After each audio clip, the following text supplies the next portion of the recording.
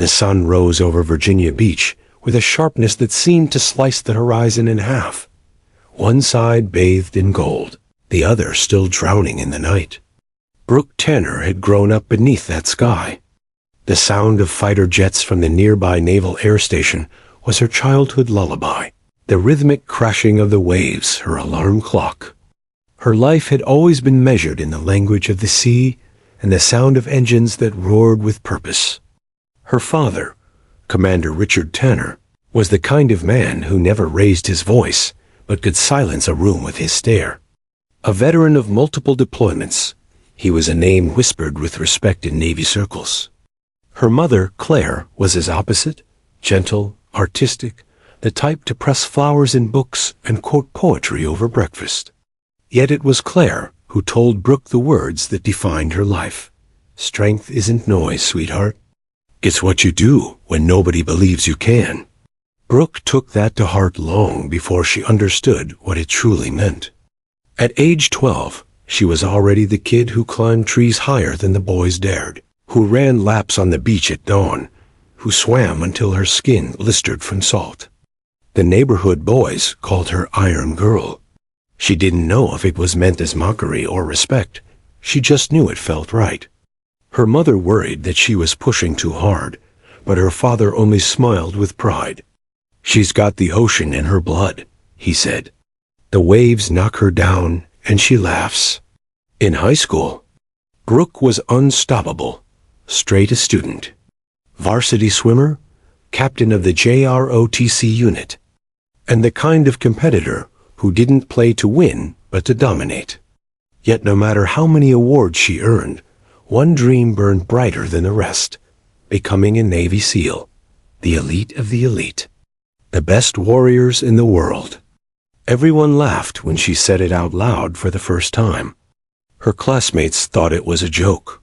Her instructors thought it was a phase. Even her father paused before saying carefully, "Brooke, the SEALs don't take women." But Brooke just smiled. "Then I'll be the first." Those words changed everything. When she graduated high school, she went to the Naval Academy, where discipline turned into identity. She rose through ranks quickly, outscoring most of her male peers in fitness, academics, and tactical drills. But every victory came with a shadow, whispers, smirks, quiet resentment. The closer she got to breaking barriers, the more resistance she met. "She's trying to be a man," some said. "She's just doing it for attention." Brooke didn't answer. She never argued. She let her results do the talking. Years later, when the Pentagon quietly opened an experimental SEAL selection program for a handful of female candidates, a pilot project kept under wraps to avoid public controversy, Brooke Tanner's name was the first one on the list. The acceptance letter came not in celebration, but in silence. She sat on her porch overlooking the beach, the paper trembling in her hand. The air smelled of salt and storm. She wasn't afraid, not yet, but she felt the weight of something larger than ambition. She was about to walk into history, not because she wanted fame, but because she refused to live in a world that told her no without proof. When she arrived at Coronado, the infamous training base for basic underwater demolition SEAL, Bud S., the reality hit like a wave of ice water. Everything she'd ever done to prepare suddenly felt insignificant. The sand bit at her feet, the wind tore at her uniform, and the instructors looked at her like she'd stepped into a church where she didn't belong. On the first morning, the candidates stood in perfect formation, back straight, eyes forward. The instructor, a tall man with a voice like gravel, walked slowly down the line. "You are not special," he barked. "You are not ready. You are nothing." His boots stopped in front of Brooke. He stared at her name tag, then at her face. "Tanner," he said flatly. "I didn't know we'd started recruiting cheerleaders." The men around her chuckled. Brooke didn't flinch. "No, sir," she replied calmly. "You didn't." The instructor's smirk vanished. He moved on, but something had shifted. She just challenged the unspoken rule. No one talks back on day one. Training was worse than hell. They ran 20 miles on the sand, carrying boats on their heads until necks screamed for mercy. They dove into freezing surf at midnight and were ordered to stay there until their bodies trembled uncontrollably. They crawled through mud so thick it swallowed boots whole. Every second was a test, not of strength, but of will. And through it all, Brooke refused to break. When they screamed at her, she looked them dead in the eye. When they tried to exhaust her, she pushed harder. She became known for one thing: never quitting. Even when blisters tore open on her hands and the skin on her knees bled raw, she stayed silent, stoic, unmovable. Yet silence has a price. The men began to resent her even more, not because she was weak, but because she wasn't. It was easier to accept failure when everyone struggled. But watching a woman outlast them? That was humiliation they couldn't stomach. There were nights she lay on her cot, muscles on fire, staring at the cracked ceiling of the barracks. Sometimes, when the lights were out, she thought she heard her mother's voice. "Strength isn't noise, sweetheart." Those words became her anchor, keeping her from drifting into despair. Chief Petty Officer Ray Danner was the only instructor who seemed to see through the fog of prejudice. He'd served in Afghanistan and Iraq, earned medals for valor, and carried scars he didn't talk about. During a late-night drill, he caught Brooke training alone in the surf, long after the others had gone to sleep. "You trying to kill yourself, Tanner?" he asked, crossing his arms. She didn't stop, trying to stay alive. He studied her, not with pity, but with respect. "You're different," he said finally. "I have to be," she answered, panting between waves. Danner nodded. He didn't offer help, didn't tell her to stop. He just walked away, but from that night on, Brooke noticed he watched her more closely, not as a skeptic, but as a believer. Weeks turned into months. She passed every trial that was meant to break her. The instructors started calling her Iron Girl, too, half mocking, half admiring. Brooke didn't care. The name reminded her of home, of who she was before the pain and the salt water and the endless tests of worth. But beneath the surface, not everyone wanted her to succeed. A few trainees whispered about putting her in her place. They laughed when she wasn't around, but the laughter carried something darker: envy, insecurity, hate. One evening, as the sun dipped below the Pacific, Brooke stood alone on the beach after a brutal day of drills. The wind whipped through her short-cropped hair, and the horizon bled red like a wound. She felt the ache in her muscles, the grit between her teeth, the weight of doubt pressing against her chest. But beneath it all, something inside her burned hotter, a voice whispering that this was only the beginning. She clenched her fists, sand falling from her fingers. "You'll see," she murmured to the ocean. "You'll all see." The waves roared back in approval, crashing hard against the shore as if saluting her defiance. The night air grew colder, the stars sharper. Brooke Tanner turned away from the sea and walked back toward the barracks, unaware that someone, somewhere among her fellow trainees, had already decided that she would not be allowed to finish this journey standing. The days at Coronado blurred together, not because time moved fast, but because every day felt like the same endless punishment. The Pacific was their enemy, their proving ground, and their grave. Sleep was a ruer, comfort a forgotten luxury. For most candidates, the training was a countdown, not to graduation, but to quitting. For Brooke Tanner, quitting was never an option. Before dawn, she ran. After drills, she ran again. When everyone else collapsed in the sand, she stayed standing, salt water dripping down her face, the muscles in her jaw clenched against the ache. The instructors watched her like wolves watching a deer they couldn't catch.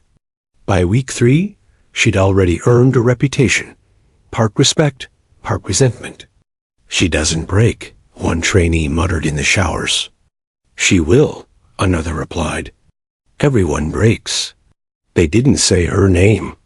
They didn't need to. Everyone knew who they meant. During surf torture, when candidates were ordered to lie shoulder to shoulder in the freezing Pacific, waves crashing over them, Brooke refused to shiver. Even when her lips turned blue, she sang under her breath, the old Navy hymn her father taught her. The instructors noticed. They tried to drown her voice with the ocean's roar, but somehow it grew louder. Chief Ray Danner observed quietly from the pier. His years in combat had taught him how to recognize the difference between defiance and discipline. Brooke's endurance wasn't pride, it was survival. She didn't seek approval. She sought control. Every breath, every step was a declaration that she belonged there, no matter what anyone thought. But not everyone saw it that way. One of her teammates, Petty Officer Jack Stone Willis, had been a golden boy since day one. Top scores, perfect record, destined for leadership. But Brooke's presence, and worse, her performance, had begun to shadow his glory. He'd never admit it, but every time she finished a drill faster than him, a little piece of his pride cracked. It started small. A snide remark. A harmless bump during obstacle runs. A whispered laugh when she fell behind. But in a place where exhaustion ruled and egos burned raw, small things could grow into dangerous ones. One evening, after a brutal endurance swim, the group stumbled back to base half frozen. Danner called for gear checks. Brooke's equipment, rope, harness, and weapon was laid out neatly beside her cot. But when he inspected it, his brow furrowed. The carabiner clip on her harness was worn down, almost filed. Too smooth. Too weak. Who issued this? Danner demanded. No one answered. Brooke looked down at it, her stomach tightening. She knew she hadn't touched it. And she knew equipment didn't just wear down overnight. Someone had done this. Danner replaced it himself, his expression unreadable. But when she looked up at him, he gave her a quiet, knowing look. It said everything without words. Be careful. Someone wants you gone. That night, while most trainees passed out from exhaustion, Brooke lay awake staring at the ceiling fan, turning slowly above her bed. Her body screamed for rest, but her mind wouldn't shut off. She'd known resistance would come, but sabotage? That was something else. This wasn't just jealousy. This was hate. She rolled over and saw Stone across the room, already asleep, a smirk ghosting across his lips. Her fists tightened under the blanket. She reminded herself of her mother's words. Strength isn't noise. She would not confront him. Not yet, not without proof. The next morning began with log PT, 5 men, 1 log, endless pain. Brooke was placed on Stone's team. He didn't speak to her. The group lifted the massive timber over their heads, running drills through sand and surf.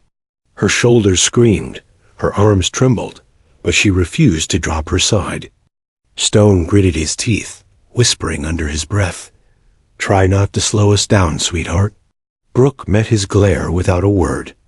Hours later, when the drill ended and the instructor dismissed them, Stone's team finished first, because of her. She'd carried the heaviest load. Danner knew it. So did everyone else. But Stone wasn't smiling. That night, the resentment reached its peak.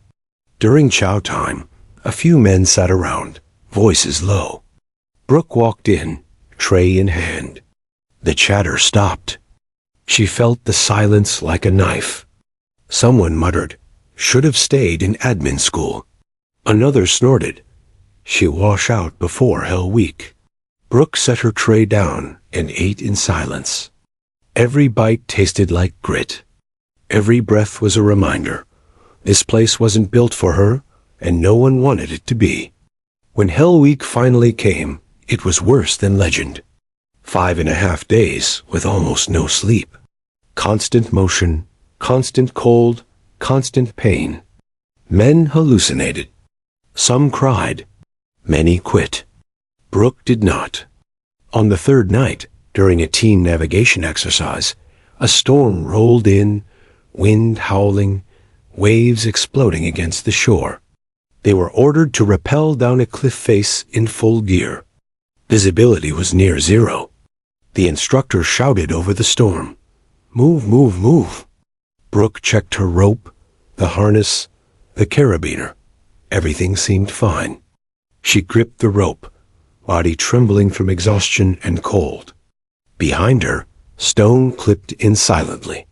As she leaned back into the descent, her mind emptied, focus, breath, movement. The ocean roared below, black and infinite.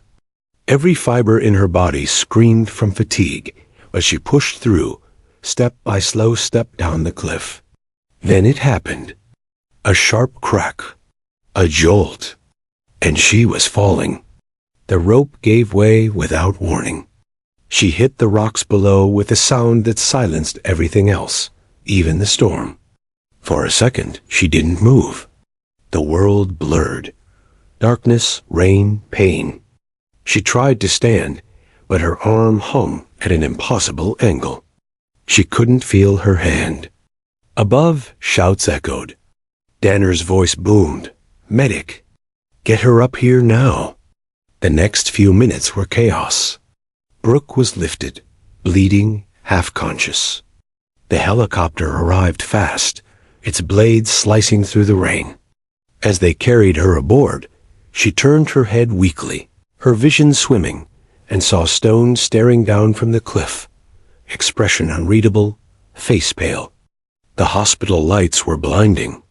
Doctors moved around her like ghosts. Voices blurred together. Compound fracture, nerve damage, may lose full use of the arm. When she woke fully, her arm was in a sling, wrapped from shoulder to wrist.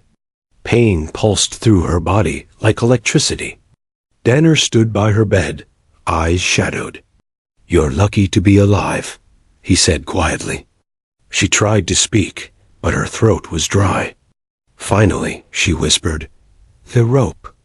"It was," he shook his head. "Don't say it unless you can prove it. You know the rules." She closed her eyes. Tears burned, but she refused to let them fall. A few hours later, the commanding officer came in with paperwork. "You'll need time," he said. "Rehab will take months. I'm afraid this ends your selection." "I'm sorry, Tanner." Brooke stared at the discharge papers. The words blurred. "No," she said softly. He looked surprised. "Lieutenant, your arm." She sat up, grimacing from pain, her good hand shaking as she ripped the papers in half. "You'll need to kill me first," she hissed. The commander blinked, stunned. Danner gave the faintest hint of a smile. He'd seen warriors break bones before, but never rules like this. As the sun rose outside the hospital window, Brooke sat alone, arm wrapped, face pale but steady. The Pacific sparkled in the distance, mocking and magnificent. She whispered to herself, "They'll see me again. I'm not finished." And somewhere back on base, Jack Stone Willis stared at the empty cot across from his. For the first time in weeks, he couldn't sleep. Because deep down, beneath his pride, he felt it, fear. The kind that comes from knowing the person you tried to bury isn't done fighting yet. Pain had a rhythm. Brooke Tanner learned it during the long nights in the Naval Hospital when the morphine faded and the hum of fluorescent lights became her only company. The doctors called her recovery a complex reconstruction. Brooke called it what it was, a war she fought lying still. Her right arm was a patchwork of scars and metal. Plates, pins, and wire held together what gravity and rage had shattered. Every breath pulled pain up through her shoulder, sharp enough to taste. When the nurse helped her sit up, the world tilted. Sweat poured down her neck. Easy, the woman murmured. You're lucky to keep it. Lucky. The word rang like a joke. Visitors came in waves, commanding officers with polite sympathy, journalists fishing for whispers about the female SEAL candidate. She ignored them all. She didn't want pity. She wanted her uniform back. Danner visited once, bringing no flowers, no comfort, just a brown folder. Your official evaluation, he said. They'll finalize your medical discharge next week. Brooke kept her eyes on the window. Outside, gulls circled the water. That's not happening, she said. Your nerve damage says otherwise, Danner replied. She flexed her fingers, nothing. They hung limp, alien. You don't understand, she said. If I stop now, they win. Danner studied her, expression unreadable. You think revenge will heal you? I think purpose will. He left the folder on her knitstand and walked out without another word. But when the door clicked shut, Brooke saw he'd slipped something else inside. A simple note on lined paper. Pain is the best instructor. Road. She didn't smile, but for the first time since the fall, she felt seen. Rehab was its own battlefield. The therapists were kind, but their optimism was rationed. They taught her how to lift a cup, how to button a shirt. Brooke hated it, the helplessness, the slow crawl of progress. When the pain grew unbearable, she bit the inside of her cheek until she tasted blood. Every day she stared at the pull-up bar in the therapy gym. It mocked her. Just a metal rod, but miles away from who she'd been. On the 7th week, she wrapped her left hand around it and tried to pull herself up. Her body barely moved, trembling. The therapist rushed forward. Stop, you'll tear the sutures. Brooke dropped down, breathing hard. Good, she said. Then I'll stitch them again stronger. Word spread through the facility. The broken SEAL candidate was training one-handed. Some called it delusion. Others called it obsession. Brooke didn't care what they called it, as long as it got her back to the fight. When visiting hours ended, she stayed behind. She practiced balance drills, one-arm push-ups, left-hand shooting stance with an unloaded pistol Danner had accidentally left during a check-in. Each night she fell asleep with her useless right arm strapped to her chest, whispering orders to it like a commander to a sleeping soldier. Wake up, move, come back to me. It never did. By the 3rd month, the Navy doctors officially labeled her permanently unfit for active SEAL duty. She received a quiet letter thanking her for her courage. Brooke tore it in half, then in quarters, until it was confetti across the hospital floor. That night she stood before the mirror, unwrapping the bandages. The scars were angry red lines running from wrist to shoulder, ugly but honest. She lifted her arm, just to see how far she could go. It rose a few inches, shaking violently before collapsing. Her reflection stared back, pale, gaunt, eyes burning. You're still here, she told it. So fight. 6 months later, Brooke signed herself out. She moved into a one-room apartment near the beach, the same coast she'd once trained on. The doctors warned her against overexertion. She ignored them. Every morning she woke at 04:00, wrapped her arm tight, and ran until sunrise. Then she swam, one-armed through the breakers, lungs on fire. People on the boardwalk stared. She didn't notice. Her body adapted. Her left arm thickened with muscle, veins rising like cords. She relearned weapon handling using custom grips, taught herself to reload single-handed by flicking the magazine against her belt. She studied combat footage of amputee veterans, pausing, rewinding, imitating. Pain became background noise, like the sound of waves she no longer heard. Chief Danner found her on the sand one morning, drenched and breathing hard. You're supposed to be retired, he said. She smirked. You're supposed to be off duty. He watched her for a long moment.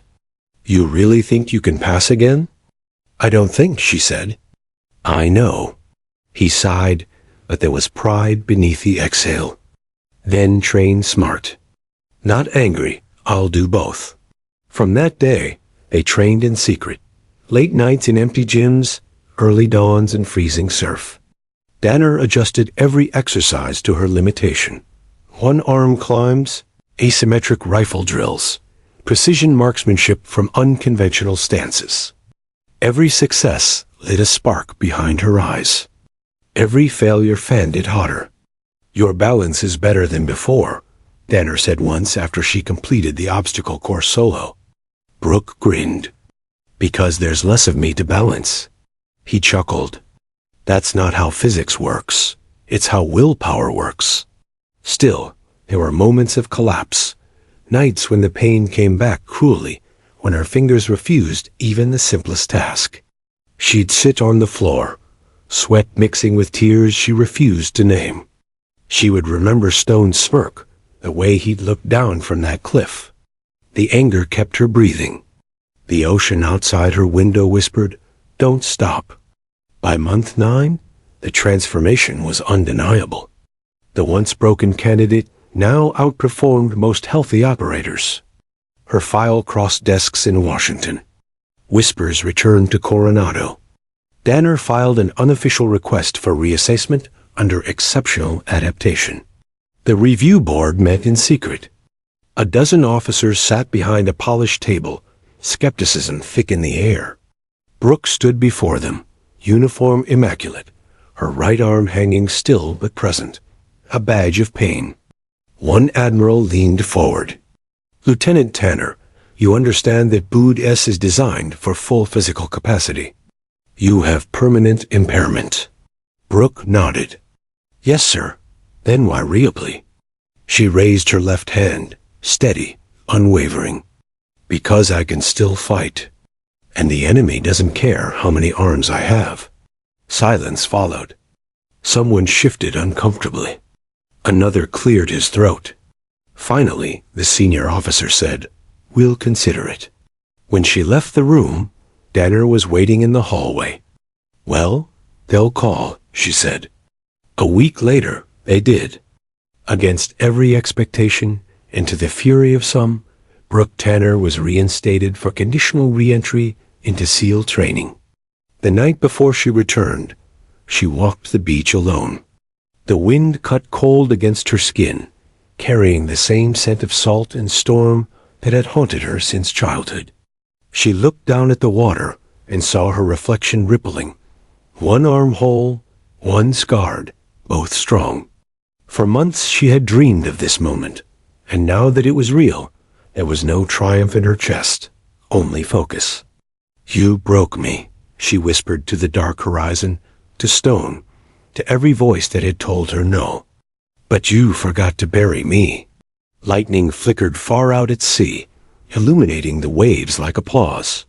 Brooke turned and walked back toward the base lights glowing faintly in the distance. The war inside the training grounds was waiting for her again. But this time, she wasn't the same woman who had fallen from the cliff. This time, she was the storm. The morning Brooke Tanner returned to Coronado, the Pacific was gray and angry. Wind slicing across the beach like razors. Waves collapsing with the roar of artillery. Perfect weather for rebirth. She stood at the edge of the training grounds again, the same place where her dream had shattered months earlier. The gate guards recognized her instantly. One whispered to the other, "That's her. The one who fell." She caught the murmur, but didn't react. Let them talk. The whispers were lighter than the weight she carried. Chief Danner met her by the parade field. His expression was neutral, but his eyes held something like quiet respect. "Welcome back, Tanner," he said. "You ready to relive your favorite nightmare?" Brooke smirked faintly. "Wasn't planning to die in my sleep." "Good," he said, "because this time, nobody's holding back." When she stepped into the training barracks, silence followed her. 30 candidates paused mid-conversation. Some looked curious, others openly hostile. A few just stared at her right arm, now a pale lattice of scar tissue that refused to lift past her chest. The instructor shouted, "Eyes front," and the silence cracked apart. Bud S., basic underwater demolition SEAL training, was notorious for breaking men and women far stronger than Brooke. 6 months of punishment, weeks of running on wet sand, nights of cold surf torture, and a final phase so brutal that few ever saw it through. Her re-entry was conditional. One sign of medical distress, and she'd be out for good. Banner gave her no special treatment. If anything, he was harsher. "Your disability doesn't buy you mercy," he said during their first physical assessment. "It just raises the bar higher." "You clear?" Brooke nodded. Crystal. The first week nearly broke her again.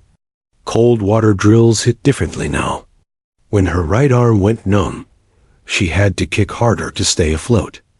The instructors watched with stopwatches, waiting for her to slip under. She never did. Every gasp for air became an act of defiance. During log PT, when 6 candidates lifted a massive wooden log over their heads, Brooke couldn't raise hers evenly. The others grumbled. "You're slowing us down." One man snapped. "Then carry harder," she shot back. The instructor smirked. "Tanner, that mouth of yours better lift 50 pounds. The next rep nearly dislocated her shoulder, but she refused to quit. When the team finished, everyone collapsed except her. She stood last, trembling but upright. Danner's voice cut through the wind. "Tanner, you just earned their silence." That night, exhaustion sank into her bones. She lay on her bunk, staring at the ceiling, every muscle screaming. She'd expected pain, but not the loneliness. The men kept their distance, uncertain whether to see her as comrade or symbol. On the 4th night, a candidate named Ramirez approached quietly. He dropped a protein bar on her bunk. "Your pull-ups are trash," he said. "Thanks for the confidence boost." Not an insult, just, "Try wrapping the strap around your elbow for support." Saw a one-armed vet do that once. She looked up. "Why are you helping me?" Ramirez shrugged. "Because if you make it, we'll all have to stop whining." Brooke adapted fast. By the 2nd week, she turned her disadvantage into rhythm. During team swims, she angled her body differently, cutting drag. During rifle drills, she fired faster left-handed than most did with 2. Word spread again. The broken SEAL was outperforming recruits with full strength. Some cheered her quietly. Others muttered she was getting special leeway. They learned the truth on a freezing Friday at 03:00 surf torture. The candidates lined up on the beach, hands locked as waves crashed over their heads. Instructors screamed, "Quit now! Save yourselves!" One by one, men broke and left the line. Brooke stayed. Her teeth chattered violently. Her arms spasmed, useless in the cold. But she leaned toward Ramirez and whispered, "They can't freeze what's already dead." He laughed weakly. The sound carried across the line, defiant against the roar of the Pacific. By dawn, only 7 remained. Brooke among them. When Danner called them out, even he looked slightly astonished. "You want to quit now?" He barked. Brooke's voice cracked, but it carried. "Not today, Chief." 2 months passed. Pain had become routine. The instructors, once skeptical, began using her as an example. "Look at Tanner," one would shout. "She's broken and still faster than you." Stone, the man who'd once tried to destroy her, was gone from Coronado, discharged for disciplinary misconduct. But his ghost lingered in every sneer, every doubting look she caught. Instead of haunting her, it hardened her. Still, the real test was yet to come. Hell Week, 5.5 days. Less than 4 hours of sleep total, Constant motion, freezing water, physical tasks that bordered on the impossible. Most who entered didn't finish. The night before it began, Danner found her sitting by the ocean again. "You don't have to prove anything to anyone," he said quietly. Brooke turned to him. "That's where you're wrong, Chief. I have to prove it to myself." He nodded once. "Then survive. Don't just fight it, own it." Hell Week began with thunder. Rain pounded the beach, wind slicing through the candidates' soaked uniforms. The instructors screamed until their voices cracked. Brooke ran, crawled, lifted, swam, again and again, until time lost meaning. By the third day, hallucinations started. She saw flickers in the dark, her father's face, her own reflection in the ocean. Her arm throbbed like a living thing, swollen and blue. Ramirez stumbled beside her, muttering, "I can't." "Yes, you can," she said, grabbing his vest with her good arm. "One step at a time. Why are you even here?" He gasped. "Because they said I couldn't be." They pushed forward. When the instructors yelled for boat carries, Brooke and her team hoisted the inflatable above their heads. The weight nearly crushed her. She wrapped the strap over her shoulder, using her whole torso to compensate. Every nerve screamed. An instructor shouted, "Tanner, drop out now before that arm rips off." Brooke looked him dead in the eye. "You'll run out of waves before I run out of will." By the final dawn, she was barely conscious. Salt crusted her lips, sand embedded in every cut. The sun rose in slow gold over the ocean, the same ocean that had tried to break her. Danner blew the final whistle. Candidates. Secure Hell Week.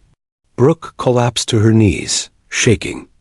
Around her, others cried, laughed, or simply fell asleep where they stood. Ramirez looked over, grinning through cracked lips. "Guess you're not human after all." Brooke smiled faintly. "No, just stubborn." The instructors passed out brown shirts, the mark of those who survived. Out of 42 who started, only 10 remained. Brooke Tanner was the only woman among them, and the first to complete Hell Week with a permanent disability. Danner approached, placing the shirt in her hand. "You didn't just survive," he said. "You rewrote the rules." Her throat tightened. She wanted to say something brave, but only managed a whisper. "You told me to own it." He smiled. "And you did." As the team gathered for their first meal in nearly a week, Brooke sat quietly, letting the warmth return to her bones. The sound of laughter filled the tent. For once, nobody looked at her as broken. They looked at her as what she'd always been, a seal in the making. That night, as rain tapped softly against the canvas roof, Brooke lay awake staring at her bandaged arm. It still ached. It always would. But for the first time, it didn't feel like a wound. It felt like a weapon. She closed her eyes, letting exhaustion finally claim her. Tomorrow would bring new battles, new doubts, and new missions. But tonight, she had conquered hell and come out smiling. The ocean was calm again, deceptive, like a predator resting between hunts. Brooke Tanner stood barefoot in the surf, her brown shirt clinging to her skin, the salt drying like armor across her shoulders. She had survived Hell Week. The worst was over, or so the instructor said. But every SEAL knew the ocean never gave without asking for something in return. Phase 3 had begun.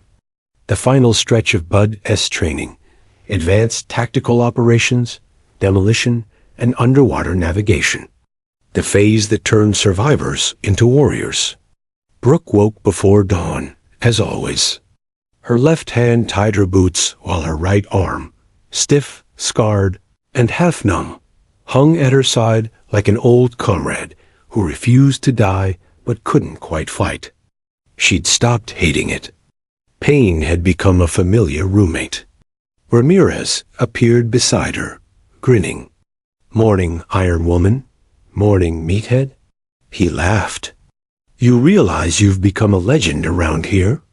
They call you the One-Armed Storm. She smirked. Sounds like a bad superhero movie. Maybe, but they mean it. Even the instructors stopped betting against you. That was something. When she'd returned to Coronado, the odds had been 5-1 she'd wash out before Phase 2. Now, no one was betting at all. Training intensified. The candidates learned demolition and breaching, leave fire drills, and underwater demolitions. The ocean was their constant adversary, dark, freezing, and merciless. Brooke's right arm made underwater navigation nearly impossible. The compass straps wouldn't stay steady, and her range of motion was limited. But she adapted again. She learned to anchor the compass to her chest rig, maneuvering one-handed while counting her fin strokes by feel. Her timing became instinctive. She no longer fought the water. She moved with it. Danner watched from the dock one evening as she emerged from the surf, dripping and exhausted but steady. You've turned the ocean into your sparring partner, he said. Brooke smirked. If I can't beat it, I might as well dance with it. He chuckled. Just don't marry it. It's a jealous bastard. When the demolitions course began, Brooke faced another wall. Handling explosives required precision and 2 working hands.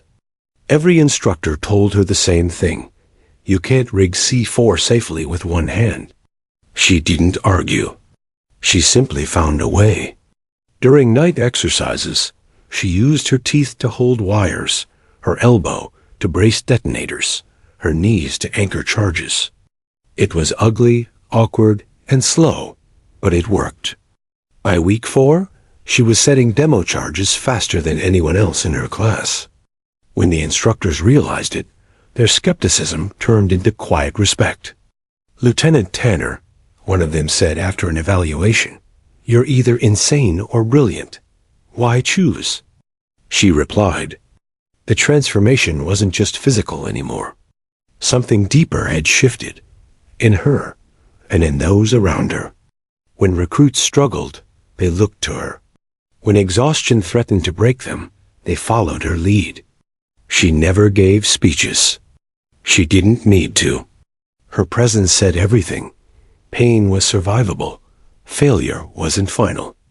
During one brutal night swim, Ramirez faltered in the cold. His leg cramped mid-stroke, panic flashing in his eyes. Brooke grabbed his vest with her good arm, kicking them both toward the lighted buoy. He gasped, "You can't carry both of us." "Then help me not drown," she gritted out. They reached the shore half dead, coughing up salt water. Ramirez turned to her, wheezing. "You're crazy." "Probably," she said, "but you're alive." From that night forward, he called her boss. 3 months later, graduation day arrived. The morning sky was clear, a rare gift on the California coast. The surviving candidates lined up in their pressed uniforms, boots shined, faces solemn. Before them lay the golden trident, the insignia every SEAL bled for. Brooke stood in the front row, her right arm hanging in its usual silent salute. Chief Danner approached, holding the last trident in his palm. He stopped in front of her. "Lieutenant Tanner," he said, his voice carrying across the formation, "you've broken every rule in the book, and somehow written a new one." She met his gaze. "Permission to keep writing, Chief?" He smiled faintly. "You've earned the ink." He pinned the trident above her heart. The metal was cold, heavy, a small piece of gold that felt like the weight of a mountain. For a moment, she couldn't breathe. She thought of her father, of the cliff, of Stone's laughter as she fell, of the months of agony, of the lonely nights whispering to a dead arm. And then she exhaled. The applause was thunderous. But it wasn't the sound that stayed with her. It was the silence between claps, the heartbeat of disbelief turning into belief. Brooke Tanner was the first one-armed SEAL in U.S. history. The celebration that night was short-lived. A week later, She received new orders. Operation Ironside, a joint mission off the coast of Somalia, high-value hostage extraction. Real combat. No simulations. She'd been waiting for this call her whole life. Danner called her into his office before she deployed. The room was dark, lined with medals and maps. "You sure you're ready for this?" he asked. Brooke nodded. "You wouldn't be asking if you didn't already know the answer."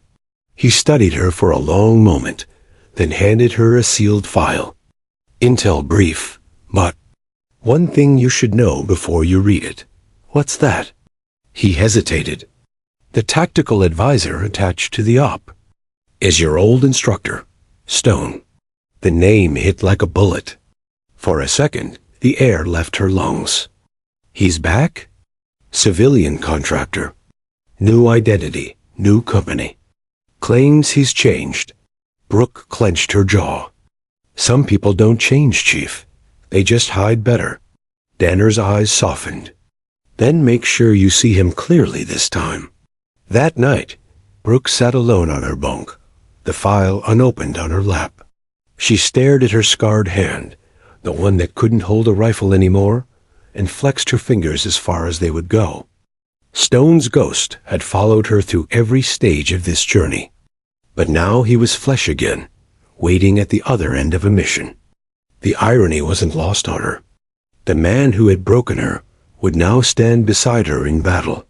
She opened the file. The mission details were simple. A rescue of 3 American engineers held by pirates near Ale. Extraction by sea. High risk, limited support. Perfect. Brooke traced the coordinates on the map with her finger, then whispered under her breath, "You taught me how to fall. Stone, let's see how you handle what gets back up." Deployment day arrived like a storm. The SEAL team loaded their gear aboard the transport plane, each movement efficient and silent. Ramirez, now officially part of her unit, sat across from her, tightening his straps. "You ready, boss?" he asked. Brooke smiled. "Always." As the engines roared, the team lifted off into the dark, a flight toward danger, redemption, and unfinished business. She closed her eyes and listened to the hum of the plane. Somewhere out there, the man who had nearly ended her life was about to learn a lesson she'd earned in blood. You can break the body, but you can't kill what refuses to die. The flight to Somalia was long, silent, and heavy with anticipation. The C-130 hummed through the black sky, its red interior lights painting every face in shades of crimson. Brooke Tanner sat strapped into her seat, helmet in her lap, eyes locked on the floor. The rhythmic vibration of the plane felt like a heartbeat she couldn't calm. It wasn't fear. She'd learned to live with fear a long time ago. This was something different, the sharp tension of unfinished business. Across from her, Ramirez fiddled with his rifle. "You look like you're about to break the sky in half," he said quietly. Brooke glanced up, managing a small smirk. "Just thinking about old ghosts." He raised an eyebrow. "Stone?" She nodded. "He's on the ground team already. Gonna be weird, huh?" "Not weird," she said. "Necessary." Before Ramirez could answer, the pilot's voice cracked over comms. 10 minutes out. Gear up." Brooke secured her helmet, locked her left-hand rifle sling, and checked her sidearm, the one she'd modified to draw left-handed.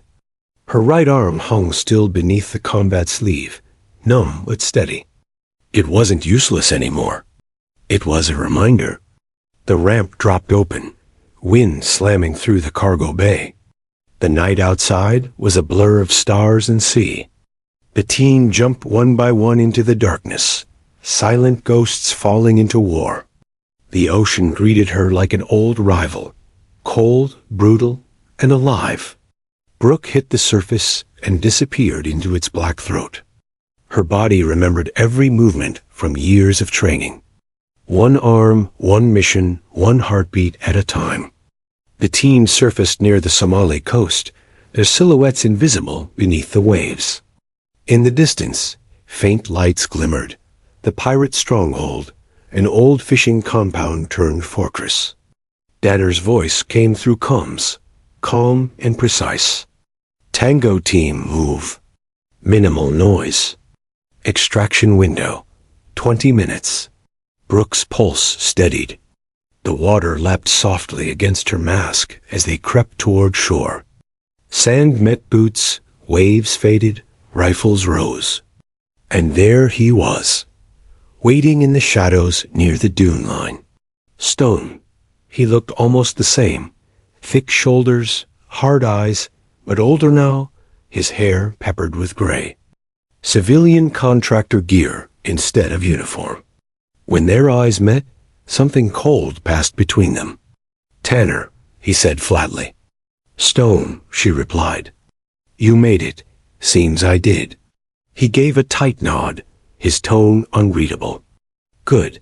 Let's keep this professional. The hostages are inside the main shack. 2 guards outside, unknown number inside. We move fast, no noise." "Copy that," Brooke said. For a moment, she thought she saw something in his expression. Regret, maybe. But it vanished as quickly as it came. They moved through the dark like shadows. Brooke took point with Ramirez. Her senses were razor sharp. Every sound, every whisper of wind, every grain of sand under her boots felt amplified. When they reached the perimeter fence, Stone gave the signal. Brooke crouched, cutting through the wire with her knife. Her movements were efficient, silent, her right arm steadying the blade even if it couldn't squeeze. Inside the compound, the stench of oil and decay filled the air. A generator hummed somewhere. A single bulb flickered above the shack door. 2 guards smoked lazily by the entrance. Brooke signed for Ramirez to flank left. They synchronized breaths. 3, 2, 1. A muffled cough of suppressed gunfire ended both guards before their cigarettes hit the sand. They advanced quickly. Stone covered the rear, whispering coordinates. "Hostages are in the northeast room. Move." Brooke kicked the door softly and slipped inside. The air was thick and hot. 3 frightened men sat bound in the corner, gagged. She knelt beside them, whispering, "Use Navy. You're safe." But before she could cut the ropes, a voice barked in Somali outside. Then another. Footsteps, fast, angry. Too many. Stone cursed. "They're on to us." Gunfire erupted. The shack exploded with chaos. Bullets tore through wood, sparks flying. Ramirez ducked behind a crate, returning fire. Brooke shoved one hostage to the floor and fired through a crack in the wall. Her rifle jammed. Without thinking, she dropped it, drew her sidearm, and switched to her left hand. Her movements were fluid, faster than thought. Each shot clean, precise. Stone shouted over comms, "We're pinned." "North flank. Copy." Brooke yelled, crawling toward him through smoke and dust. She reached him crouched behind an overturned table, firing bursts toward the door. "How many?" 8, maybe 10. "More coming." Then we cut the odds. Together, they fought, wordless, instinctive. The rhythm between them was eerie, like 2 parts of a broken machine suddenly finding sync. Brooke covered his reloads. Stone shielded her blind side. Then a grenade clattered into the room. Down, they dove opposite ways. The blast ripped through the shack, sending debris and fire into the night. Brooke's ears rang, vision blurred. She felt blood trickle down her neck. When she looked up, she saw Stone pinned under a fallen beam, gasping. For a split second, she froze. The memory of that cliff, of his hand letting go, crashed over her like a wave. He saw it too, in her eyes. "Don't you dare," he hissed. "Leave me." Brooke stared down at him, then at her team dragging the hostages toward the exit. She could have walked away. She could have let the ghosts finish their circle. Instead, she holstered her weapon, grabbed the beam with her one good arm, and heaved. Pain tore through her shoulder, white hot, but she didn't stop. "Come on," Ramirez shouted. "We gotta move." The beam lifted just enough for Stone to crawl free. He staggered up, coughing, disbelief in his eyes. "You should have let me die," he said. Brooke met his gaze, her voice steady. "I don't kill unarmed men." They escaped through the rear of the compound, sprinting toward the extraction point under a hail of bullets. The ocean roared ahead like salvation. Brooke fired bursts as they ran, covering Ramirez and the hostages. Her arm burned, but adrenaline drowned the pain. When they reached the water, Stone turned back, firing one last round. A pirate went down in the sand. Then they dove into the surf, waves swallowing them whole. The extraction boat appeared out of the dark, engines low. Hands pulled them aboard one by one. Brooke collapsed onto the deck, chest heaving, salt water and blood mixing on her uniform. Stone sat opposite her, drenched and silent. His eyes met hers again. There was something in them now, not contempt, not guilt, something closer to awe. "You saved my life," he said quietly. Brooke wiped the blood from her face. "Guess we're even." He stared at her for a long moment, then nodded slowly. "You were right, Tanner. Navy SEALs don't need two arms to win." She gave him a tired half-smile. "Glad you finally learned something." The flight home was silent again, but this time it wasn't heavy. Brooke leaned back in her seat, exhaustion washing over her. Ramirez dozed beside her, clutching his helmet like a pillow. Stone sat across the aisle, staring at the floor. After a while, he said quietly, "You know, I watched the footage of your fall. For months, I told myself it wasn't my fault." Brooke opened one eye. "Was it?" He swallowed. "Yeah, it was." She nodded slowly. "Then carry that. Don't try to give it back to me." He said nothing more. Outside the window, the first light of dawn broke across the horizon. Brooke watched it, her reflection pale against the glass, one arm limp, the other steady. She wasn't just alive. She was whole in a way she'd never been before. The mission had tested everything, her strength, her forgiveness, her control. And she'd come through it not as the woman who fell, but as the one who rose. The ocean had tried to take her twice. This time, she had walked out of it holding victory in one hand and peace in the other. The day Brooke Tanner returned to the United States, the airfield felt too bright, too loud, too alive. She stepped off the transport plane into a wall of camera flashes. Reporters shouted her name, their voices tripping over each other like waves. "Lieutenant Tanner, how does it feel to be home? What does it mean to be the Navy's first one-armed SEAL? Do you consider yourself a hero?" She blinked against the noise and sun. Her boots hit American soil with the same weight as when she'd left it years ago, but something inside her had shifted. The ground didn't feel like home anymore. Commander Danner was waiting at the bottom of the stairs, his expression unreadable behind dark glasses. "Welcome back, Tanner." Brooke saluted crisply. "Mission complete, sir. All hostages recovered." He nodded once. "You did well. You all did." His tone softened for a fraction of a second. "You did more than well." Then he turned to face the crowd of journalists pressing at the gates. "Let public affairs handle the rest. You've earned some leave." Leave. The word felt strange in her ears, like something she hadn't had in a lifetime.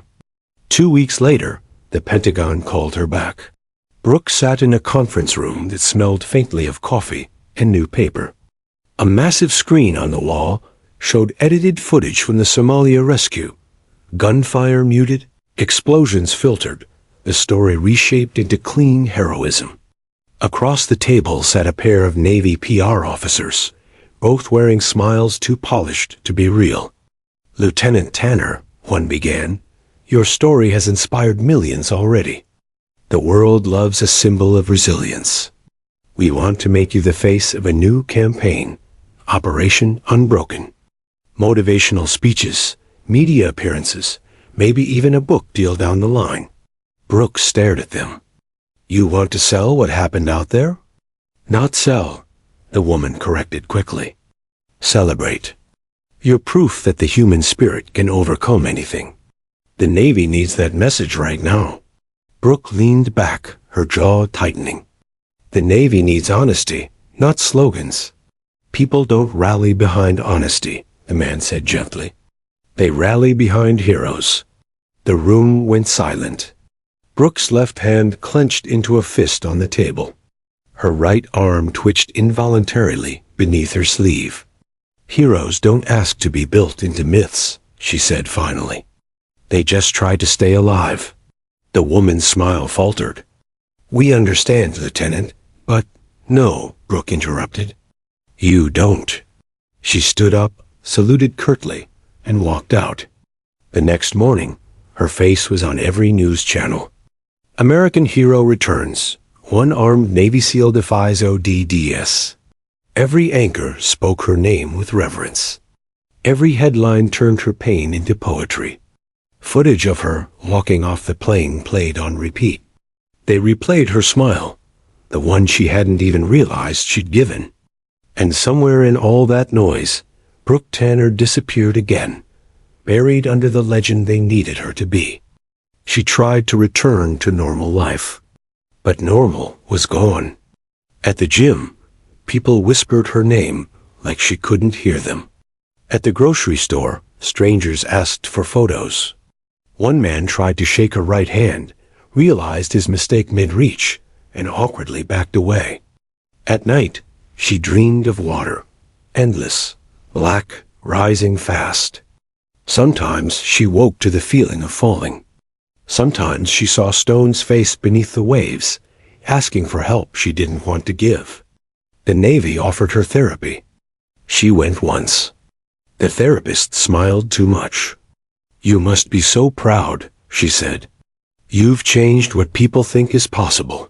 Brooke smiled back, politely, tightly, and never returned. It was Ramirez who finally broke through the silence. He showed up one afternoon, unannounced, at her small house near Coronado. He held a six-pack in one hand and a lopsided grin on his face. "You gonna let your old swim buddy in, or what?" he said. She stepped aside, smirking faintly. "You never learn to knock?" "Not when beer's at stake." They sat on the back porch as the sun sank into the Pacific. The sound of waves filled the spaces where words didn't. After a while, Ramirez said, "They're making you into a poster again." "I noticed. You okay with that?" She took a slow sip of beer. "Does it matter?" He looked at her carefully. "It matters if it eats you alive." Brooke set the bottle down. "They don't want me. They want what I represent, the broken soldier who didn't break."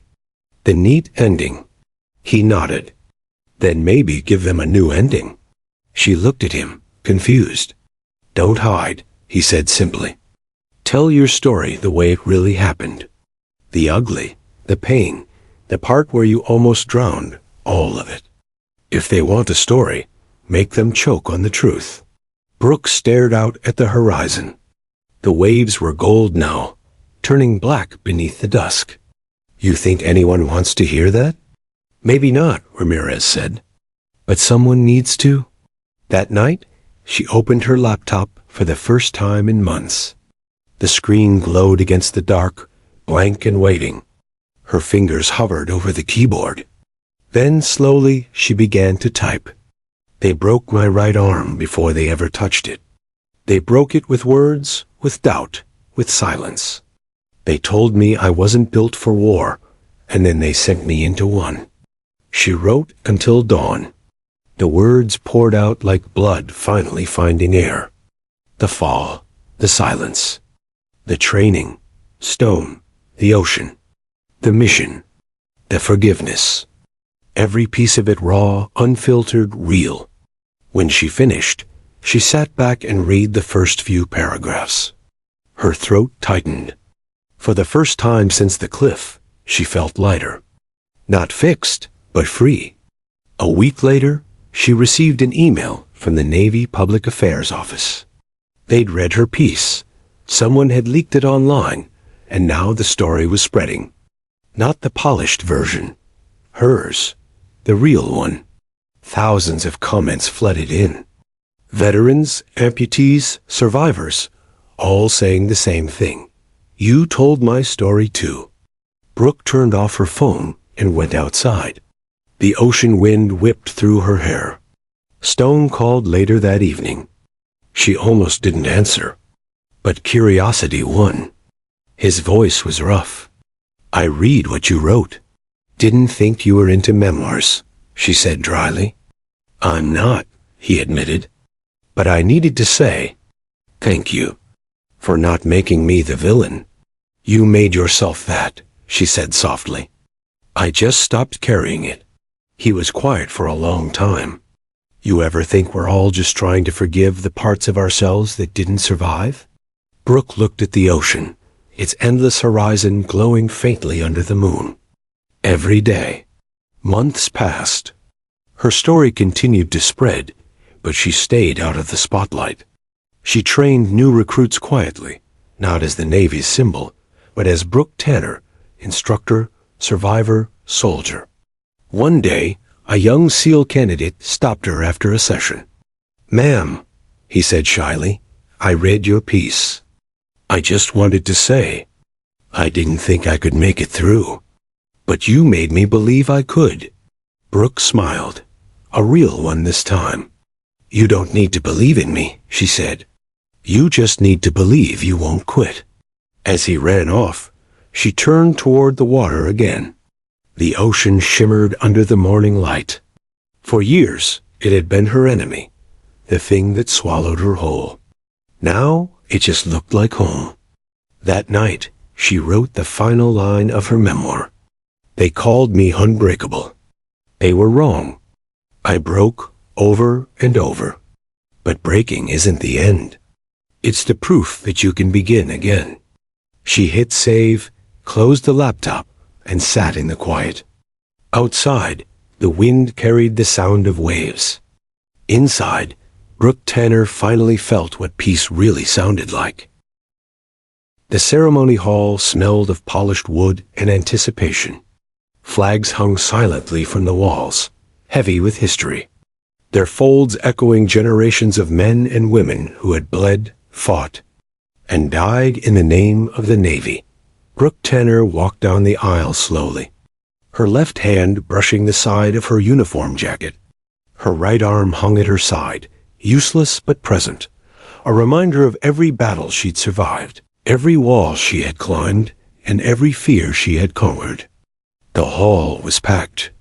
Recruits, officers, family members, journalists, all of them waiting to see the one-armed hero. Brooke could feel the weight of every eye, every whispered rumor, every silent judgment.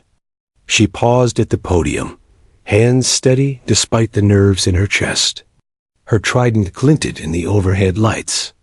It was more than a symbol. It was the sum of every hardship, every scar, every moment she refused to quit. She began to speak, her voice low, measured, and commanding. Most people think a hero is someone who never falls, someone who never bleeds, someone who never doubts.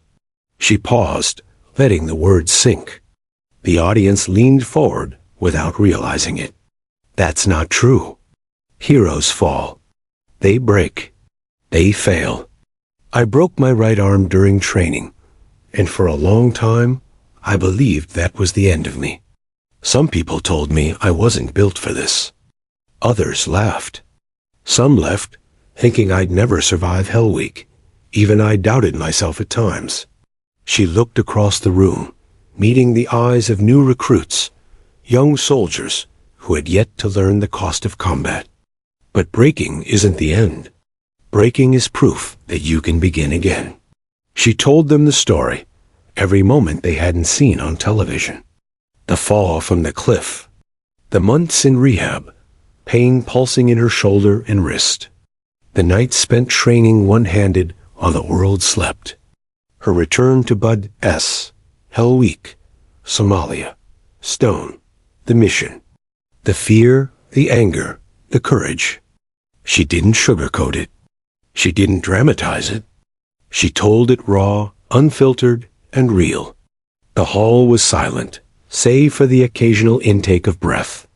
The officers sitting at the front shifted uncomfortably. Some had tried to shape her story into neat propaganda. But she refused.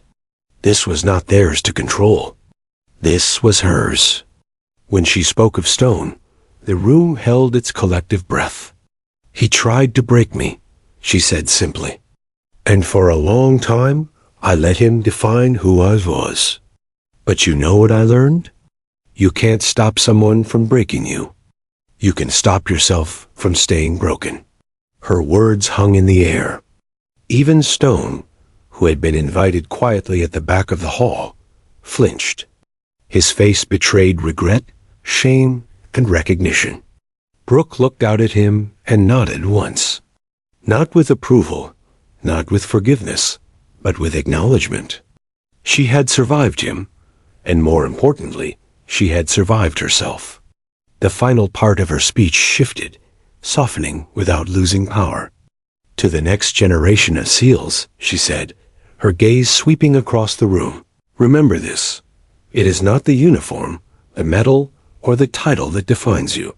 It is your courage in the dark, your determination when the world tells you no, and your refusal to quit when every part of you wants to stop. That is what makes a warrior. That is what makes a hero." She stepped back from the podium and let silence wash over the hall. The weight of her words settled like sand, firm and immovable. Then the applause came. It started small, tentative. One officer clapped. Then another. Then a cascade, a flood of sound that shook the walls. Recruits stood, some wiping tears from their eyes. Her team, Ramirez beside her, clapped with a grin of unrestrained pride. Stone sat at the back, his expression unreadable, but she caught the flicker of respect. Brooke closed her eyes briefly, letting the noise fill the space she'd carried in silence for so long. After the ceremony, the crowd dispersed. Reporters lingered, hoping for quotes, for sound bites. Brooke refused them. She had given them truth once. She wouldn't dilute it for headlines. Danner found her outside, leaning against the railing, the ocean glittering behind her. "You did well," he said. Brooke turned, letting the wind whip her hair across her face. "We all did," she said. He nodded. "You've changed the Navy, and maybe, in some ways, the world." "Maybe," she said. "Or maybe I just changed me." They stood in silence, listening to the waves, letting the moment stretch. Later, Brooke returned to her apartment. She hung her uniform in the closet for the last time. Every medal, every patch, every badge had a story, but she didn't need to wear them anymore. Her fingers traced the trident pinned to her chest. She smiled faintly. It had carried her through darkness, pain, and doubt. But now, it could rest. She walked to the window and looked at the Pacific, endless, relentless, and free. She had spent years training in its cold, black depths, surviving it, mastering it. But she no longer needed it to prove anything. The ocean had taught her one final lesson. Control is an illusion. Adaptation is everything. And sometimes survival is enough. Ramirez stopped by one last time, bringing a six-pack and a grin. "So," he said, "what's next for the world's first one-armed SEAL?" Brooke leaned back, watching the sun melt into the horizon. "I don't know," she said. "Maybe nothing. Maybe everything. But for the first time, I get to choose." He raised the bottle. "To choosing." She clinked hers against his, a small, quiet celebration. And for the first time in years, Brooke Tanner felt whole. Not because she had won battles, not because the world celebrated her, and not because she had survived Stone, but because she had reclaimed her life. Her past didn't vanish. The cliff, the fall, the broken arm, the ghosts, none of it disappeared. But she walked out of their shadows into the light she had earned. The hero the world wanted was out there somewhere. Brooke Tanner didn't need to be that person anymore. She was just Brooke. And for the first time, that was enough.